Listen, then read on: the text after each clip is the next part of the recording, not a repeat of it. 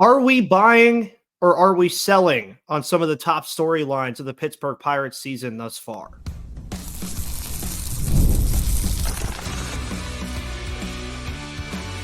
You are Locked On Pirates, your daily Pittsburgh Pirates podcast, part of the Locked On Podcast Network, your team every day. Yeah, that's right. You heard the new intro. It is Locked On Pirates, your team, your Pittsburgh Pirates every day. And it is Monday, April 15th, tax day for a lot of people. So hopefully the show can give you some solace as things are going on in your tax day today. But my name is Ethan Smith. That is Gary Morgan to my right, as always, on Mondays. Welcome back to the Locked On Pirates podcast. Again, brought to you by eBay Motors. Millions of parts for your MVP, and you can win every time with parts that fit your ride over at eBay Motors. Hopefully you guys all had a fun weekend. I did. Watched all the Pirate games. Watched Scotty Scheffler win his second Masters in 3 years. Very fun stuff going on in the sports world. We got the Penguins going for a playoff push. The NBA playoffs are starting, and baseball is pretty much in full swing at this point. And obviously, we're going to be talking about the Pirates today, and they win the final game of the series yesterday, splitting against the Philadelphia Phillies team that a lot of people would probably put in the World Series conversation, which I would now say twice we've seen the Pirates face two teams that are going to be fully ingrained in the playoff conversation, and they won 4 out of 7. So some good things to talk about so far. But Gary, buying or selling on trends this early could be dangerous, but it's also something that I think you could also talk about 16 games in at this point. I usually consider something a trend in baseball about 2 weeks. If it's happening for 2 weeks, it becomes a trend to me. And I wanted to start with something that I thought was very interesting that happened over the weekend that obviously got everybody's attention, was Andrew McCutchen hitting number 300. And we know that Kutch has had a multitude of struggles to start the year, has had trouble catching up to the fastball. Is that age? Is that just him having trouble catching up to the fastball? I don't really know, but are you buying or selling on Kutch's slow start? And really, I'll share something too that I think might be helping him moving forward after you share your thoughts. I mean, he was obviously pressing a little bit, I'm sure, but he didn't have much of a spring training, so I kind of feel like, he's still getting his feet under him a little bit. And his patient approach is not being rewarded. He's taking too many pitches that are too borderline, and he does benefit from getting a lot of veteran calls, but he's not getting them this year. And that instead of walks, he's getting strikeouts. And to add insult to injury, I mean, I'm sorry, I love the guy, but he don't have the bat speed that he used to have. So he can't make up for changing his mind last second or catching up to something and getting a piece of it to give himself another opportunity. I think we've seen that happen. I expect him to heat up like he always does, but how hot he can get, it's different this year than it has been in the past, and it will be every year he decides he wants to play from here on out. Yeah, and I think it's interesting already as well that we've seen Derek Shelton already go out of his way to take him out of the cleanup spot.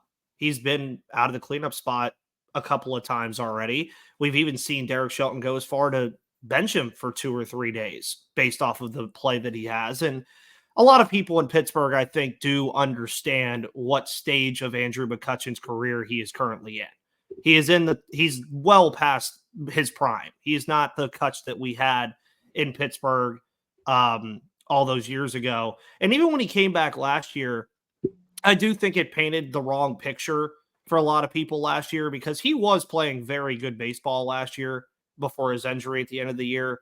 But I also think that him getting number 300, great moment, by the way. If you guys haven't had a chance to watch the video with him and the people that caught the ball somehow, I don't know, baseball is an amazing sport because somehow Pirates fans caught that ball in a sea of red. And I think that is just like amazing to me. But if you guys haven't watched that video yet, please go do it. It is awesome to see that kid get to meet Kutch and everything. But you mentioned something perfect that I think could relay into Kutch picking things up, and that's honestly that he was pressing for it. He won't come out and say he was pressing for it. He'll come out and say, I'm focused on winning games. I'm focused on this. But any player that has a milestone that big, like 300 home runs or whatever, stolen bases or RBIs or any big milestone that they have, they're never going to come out and verbally say that they want to get it. But you knew and you could tell that he wanted it and wanted it bad, really just based off of body language. I mean, he had that one in the Detroit Tigers series that went, about 2 feet below the wall that he thought was out, and he was trotting like he thought it was out. He's like, thank God I finally did it, and it didn't happen. But you also bring up a slow start and buying or selling on that. I mean, yeah, I agree too that a hot streak for Kutch this year is going to be a lot different than a hot streak from what we've seen in years past. So buying or selling on it is kind of like in that middle ground right now based off of what your expectations of Kutch are. And I'm saying that to the listener. Whatever your expectations of Andrew McCutchen are, some of them might be crazy, some of them might be low. That's really where I think that the buying or selling comes into play there. Yeah. I'd also add in, I wouldn't read too much into the being sat 2 or 3 games thing, because that's a reflection of not having spring training as well. It's part of their plan. It's why they did that with Michael A. Taylor a week ago. They played him a little more than they planned to play him.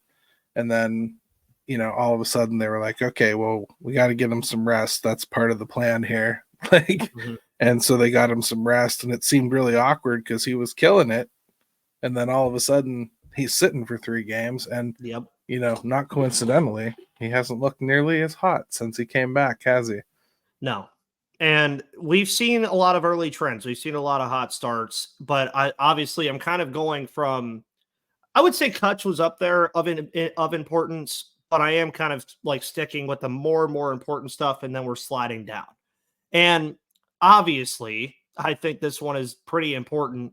David Bednar. And I'm going to go ahead and preface this before Gary makes the point, because I know he will. I know I will. He didn't have a spring training. So that's before we say anything about David Bednar and what we're going to talk about with his slow start. Another guy like Kutch that just did not really get the opportunity to have a spring training this year. He's had his moments where he has just not looked good at all. And I also want to say this too to everybody listening. Yeah, I get the guy is from Mars, Pennsylvania. Yeah, I get the guy is beloved here. It's okay to criticize him. It is perfectly fine. The whole booing thing in Rowdy Tellez and all that other stuff is far behind us now. But at the end of the day, Rowdy was being a leader. That's exactly what he was doing there.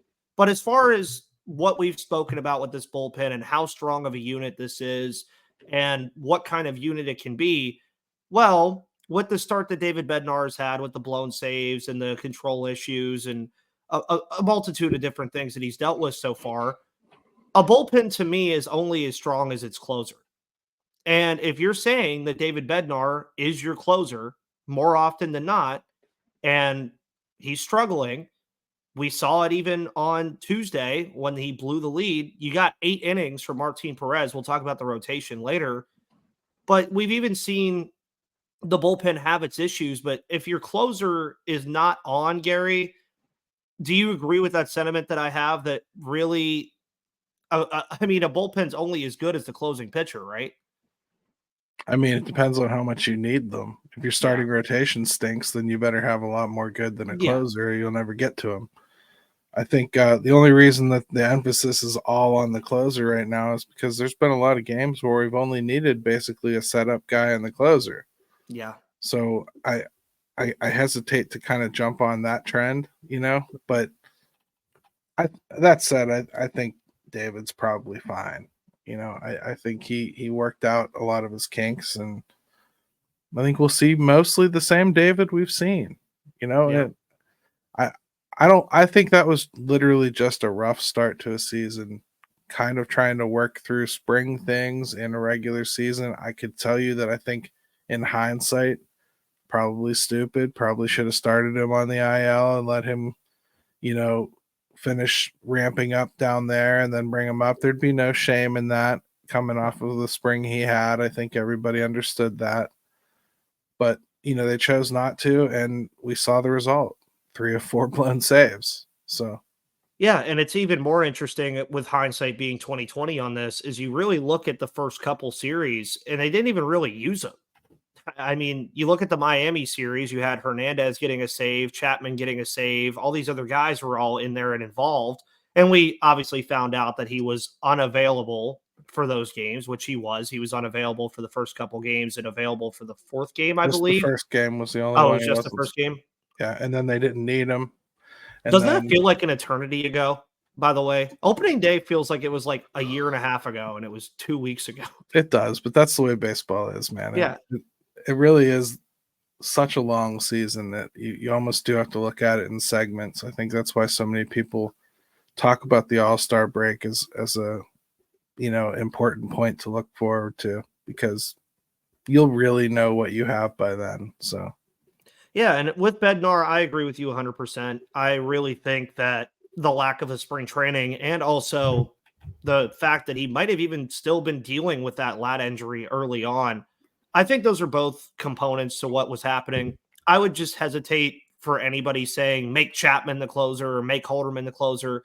David Bednar is going to be fine. That happens to relievers all the time. There's reasons that relievers don't have 0.50 ERAs because they have these like blow ups. yeah, Yeah, it does, but it doesn't happen to elite closers, and he's been an elite closer.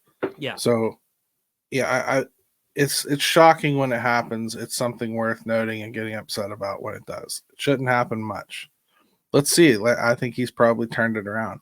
You're right. I wouldn't change the closing position. I think Chapman's much more valuable in other situations. Mm-hmm. And I also think Chapman just showed you the other day that he's not infallible either. No. He couldn't hit the broadside of a barn either when he was out there, walking guys and bouncing pitches 10 feet in front of Henry. So, it's not a perfect science. You're going to mess some things up. You're going to have some guys have bad outings here and there. David's earned the trust that I think, they're going to capitalize on this year. So, yeah. And one thing that we've talked about a lot, we've spoken about it on the Steel City Pirates website. We've spoken about it on this show. You've spoken about it on your show. And I think I spoke about it on your show on Pirates Fan Forum. Derek Shelton's been hitting the right buttons more often than not so far. Now, obviously, he was not going to ever have a 100% success rate on pressing the right buttons every single day. But, if you're hitting them more often than not, which I still think he has, then the results are an 11-5 start. Now, 11-5. It's an 11-5 start. Are we buying or selling this start? We'll talk about this in just a moment. But, folks, let's talk about eBay Motors. Well, as many of you know, I actually move to Pennsylvania this week, meaning I have a 650-mile drive towards me. So, eBay Motors, of course, is available for me if I have any issues when I go and get my car inspected. I'm not going to go pay those crazy prices over there that they're going to charge me to change anything in my car. I'm going to go to eBay Motors and do it myself because I can win every time with parts that fit my ride, because passion, drive, and patience are the formula for winning championships and also what keeps your ride or die alive. eBay Motors has everything you need to maintain your vehicle and level it up to peak performance. With over 122 million parts for your number one ride or die, you'll always find exactly what you're looking for. And with eBay Guaranteed Fit, your part is guaranteed to fit your ride every time or your money back. With all the parts you need at the prices you want, it's easy to make your car the MVP and bring home huge wins. Keep your ride or die alive at ebaymotors.com. Eligible items only. Exclusions apply. eBay Guaranteed Fit is only available to U.S. customers. And oh yeah, you guys remember playing Monopoly as a kid, right? I would imagine that most of you do. Well, download Monopoly Go, free on the App Store and Google Play, because I've been told that I'm a pretty competitive person. I mean, I think Gary would probably agree with that. I think I'm a relatively competitive person, but I have a competitive side. We all do. And my competitive side is a big fan of Monopoly Go. I'm sure you've heard of it. It's been downloaded by over 150 million times. And it's a great twist on Monopoly where you play on not one, but hundreds of monopoly boards in crazy locations, building up amazing cities that bring you money. So get in the game and join your friends. Download Monopoly Go today on free on the App Store and Google Play.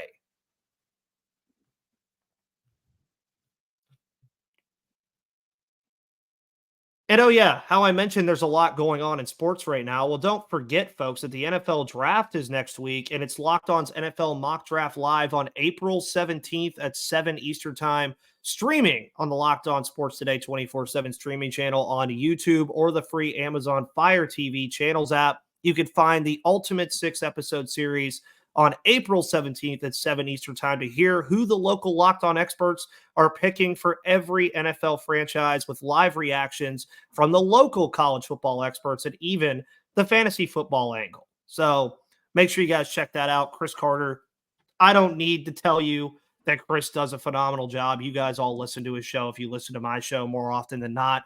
And yeah, the NFL draft's coming up, so be ready for that. What's going on right now is that the Pittsburgh Pirates are an 11-5 baseball team. Yes, we could make the argument that they could be 13-3. You could also make the argument that they could be 9-6 or like something like that. It's 9-7. There we go. I was trying to get the right word. They've had their wins where they've come back in games and really fought to win those games. They've had their losses, which again, I mentioned, I believe, on X or Twitter or whatever you want to call it, that the 5 losses they've had, they've lost by a combined 2.4 runs per game. So they're not getting blown out by any sort of a stretch of the imagination. And we've seen a lot of different things already through 16 games. We have. Gary, are you buying or selling this start? Buying. It's the numbers all tell me that it's a more real start than last year, because the run differential is where it needs to be traditionally if you're a team that's going to win. And the ERA is more in line with a team that is going to win. Those two things in particular right there make me feel it's a lot less of a fluke than it was last year. And I don't know. They just seem to be deeper. There's more room for error. Basically, you can have some bad performances, and I think they have things they can shift gears and go into. They have, injuries they can absorb here and there. So, like this Marco Gonzalez injury, it sucks, but they've got ample help that they can call on, and multiple ways they could go about it depending on the severity of the injury. So I just think that they're much more prepared to be in it a lot longer, and it feels a lot more real to me. Yeah, and I agree as well. And one of the big talking points that I've had throughout this start is a talking point that we actually had last year, is that you're going to like this team a lot more at the end of the year than you do right now. You look at Paul Skeens, eventually he's going to be here. I would imagine he would be here. Not going to throw a timetable on it because I'm not going to get this clip by somebody and say, oh my God, well, he didn't come up when you said he would. We're not. It's unimportant. He'll be here at some point. Yeah. He'll be here when he's ready and when the team's ready. But Jared Jones is only going to get better as he progresses through the year. He's given up the home run ball a little bit, but he's struck out batters at an elite rate so far. Martin Perez looks like he's back. I mean, he looked phenomenal on Tuesday. He's looked good overall, and he's going to be pitching tonight against the New York Mets more than likely. I know it's to be determined, but that may have changed since yesterday.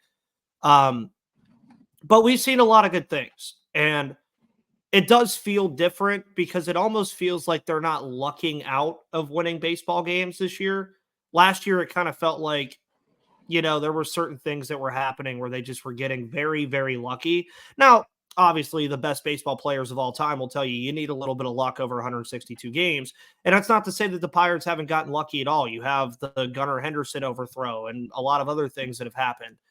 But you mentioned the ERA. You mentioned the run differential. And the offense, which I want to ask about buying or selling on this, has had its very clear strengths and its very clear weaknesses so far. On one side, they can score runs. They run up pitch counts like crazy. They can do all that stuff. They've done that stuff very well so far. I don't think a starter has gone longer than 6 innings against them this year. If I'm wrong on that, I'd be shocked. But then on the flip side, and this is where a lot of people usually divide on this, they've been taking a lot of called third strikes this year so far. So it does seem like, and I think you brought this up to me at one point, that if they go out there and face a pitcher that's just going to attack the zone, it could be there could be issues for them if, they're going to stick to this philosophy. And we talked about the offense being sustainable last week. And it's one of those things where you ask yourself, is that something you want to keep doing, or are you eventually going to change that? I mean, we just watched it play out this series. Like Ranger Suarez, he's not a traditional strikeout pitcher, but the Pirates were going to give him 2 strikes just about every at bat, and he took them. Because a veteran pitcher, they catch on. They realize what's going on. They're going to take those free strikes, and he did, and he got a ton of strikeouts because of it. You get people to 0-2, anything can happen. Yeah. Most of the time, it isn't going to be positive for the player at the plate. I mean, so yeah, it stunk. And then Wheeler, they managed to nibble him to death and foul pitches off, and give him really long at bats to get the outs that he was earning. Through 6 innings, he looked great. Into 6 innings, he looked great, and then 100 pitches once he's there, and Jack put a good swing on a decent pitch and gone.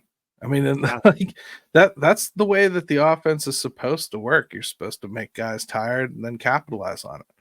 Truth, Pirates haven't hit enough home runs to make this system work. No. And that's really the truth. They got to hit more home runs if they're going to run this system. If they're not going to run this system, then they need to play more small ball. And as it stands right now, I think they want to set the table and have somebody pop one. That's what they're looking to do. I think we'll see it evolve as the season goes on, and they'll adjust. And the players have some responsibility too. It's not as though the plan is for them to stand there staring at strike 3. They've got to do a better job of knowing when to fire that swing. And that sort of stuff comes with time, or it doesn't. That's something we're going to have to watch play out. Yeah, and it's something, too, that I also wanted to bring up another game that was a great example of this series. Christopher Sanchez, when he was on the mound, I mean, walked in runs for the Pittsburgh Pirates. So it's a system that against certain teams could work, and against other teams, I just don't think it can. And we'll see how that plays out. But we're going to talk about why buying or selling on these things can obviously change, seeing as we're only 16 games into the season. And we're also going to just talk about just some other things as well that we always talk about here in the final segment of these shows. But before we do that, folks, we're going to talk about Yahoo Finance. Yahoo Finance is here, and behind every great investor is Yahoo Finance, because wouldn't it be great if you could see all of your investment and retirement accounts in one place? Well, with Yahoo Finance, you can consolidate your views from multiple accounts into one place and access the expert analysis you need to tend to your entire portfolio with confidence. For over 25 years, Yahoo Finance has been the brand behind every great investor. Whether you're a seasoned investor or are looking for that extra guidance, Yahoo Finance gives you all the tools and data you need in one place. They are the #1 finance destination, producing a holistic look at the financial news cycle, including breaking news, original editorial perspectives, analyst ratings, independent research, and customizable charts, and so much more.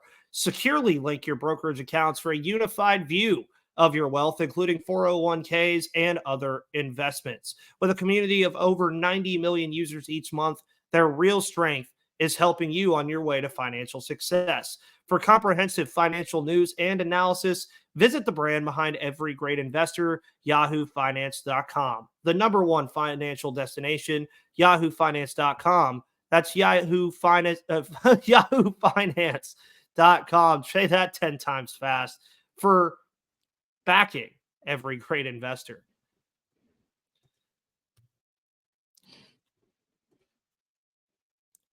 And welcome to the third and final segment of today's episode of Locked On Pirates, where I'm going to try to learn how to say YahooFinance.com 10 times fast.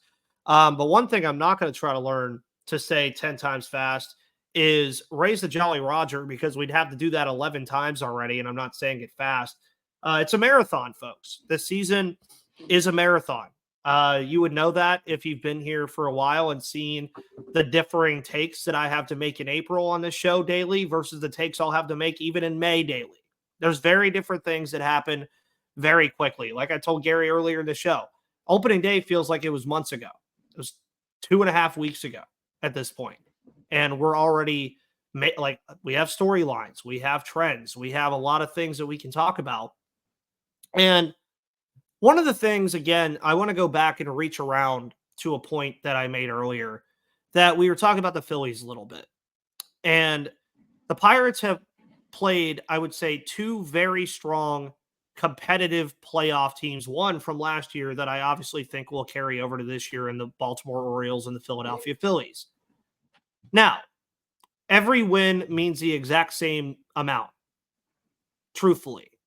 Now, when you break it down further, those are big deal games for the Pittsburgh Pirates, that they were able to take the majority of those games against the Orioles and the Phillies. Now, I will say that I think the division games are just going to be all that more important, because that's what baseball did with the schedule. We don't get to see that until next week against Milwaukee, and then in some cases June against some of the other teams in the division. But why could buying or selling on these things, especially the hot start, relatively change, Gary? Why do you think that those things, we could buy now, but even 2 weeks from now, we could be selling on it relatively quickly? I mean, first of all, when you start doing this dumb game that we do, podcasting and writing and talking about the Pirates and everything, I don't know about you, but the first thing I did is admit that I'm going to be wrong and just embrace 100%. it. Oh yeah. When you start talking about the team, all you can really do for yourself or the people that are listening to you is tell them what's true right now. Yeah. You can guess about what's coming. You can talk about what might happen. You can give your opinion about where you think things are going to go. But as long as you're starting it out with truth right now, it shouldn't matter. Everyone should understand that. It's a baseball season. Go through it. Things are going to change. We could be talking in June about how crazy it was that anybody was questioning Andrew McCutchen. We can talk in June about, oh, there's Connor Joe again, another hot start, and where did he go? We could be talking about Edward Olivares being like this revelation. He's got 15 home runs at the All-Star break. Yeah.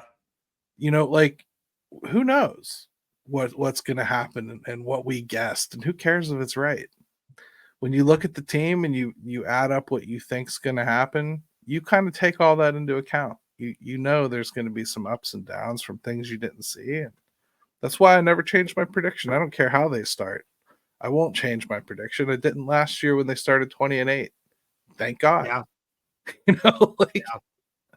And we look ahead to this week, really. We play two teams in the Mets and the Red Sox. I say we, but the Pirates play two games. I'm not going to get into that whole conversation about we versus the Pirates. 2 3-game sets here against the Mets and the Red Sox. Very interesting teams, I would say, to face off with this week. The Mets, obviously, like at this time last year, had a much better rotation than what they currently have. Kodai Senga being on the IL has killed that rotation. It's going to be Adrian Hauser, Jose Quintana, and Luis Severino. Not exactly a murderer's row for the Pittsburgh Pirates against the Mets here. But, I mean, then you move on to Friday, where you're going to be facing a Red Sox team that has had a pretty good start to the year. And Tyler O'Neill, who Pirates fans are pretty familiar with, has had a pretty good start to the year as well.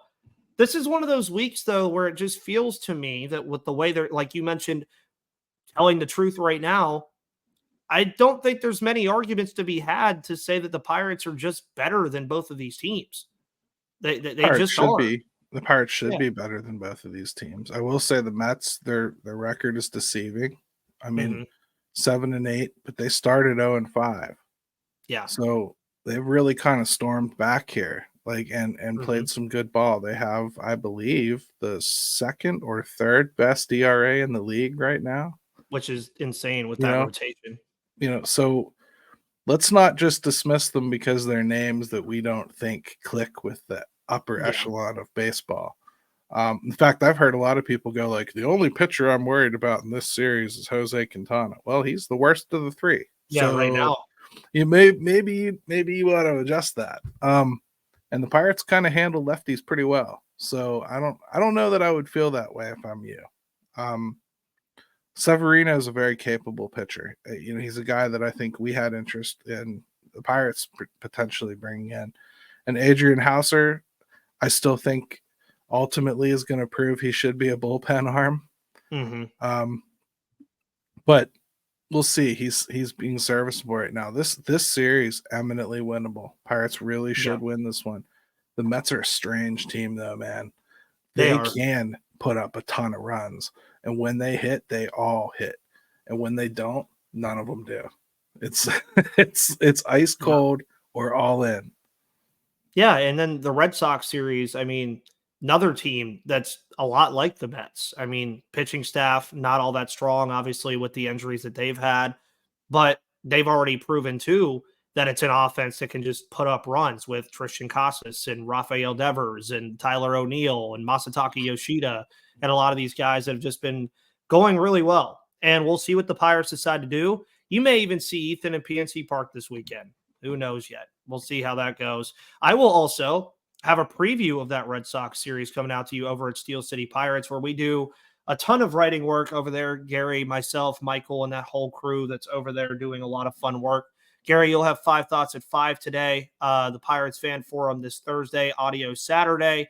For me, obviously, it's going to be 5 days a week through everything, Monday through Friday, as long as the move allows it. You guys have kind of seen that I missed like a spot day or two in there. It's because I've been doing a lot of stuff with the move up to Pennsylvania. But once that is set in stone, smooth sailing from there until, the team gives me something bad to talk about. I'm kidding. I know I'm the positive guy here, but folks, thank you so much for tuning into the show as you always do every Monday through Friday here on the Locked On Podcast Network. You can follow me on Twitter at MVP_Ethan. Follow Gary at GaryMo2007. You can find this show on YouTube and all of your audio platforms because unlike tax day, it is free and available to you 5 days a week. So guys, thank you so much. Have a wonderful rest of your Monday, and I'll see you on the flip side.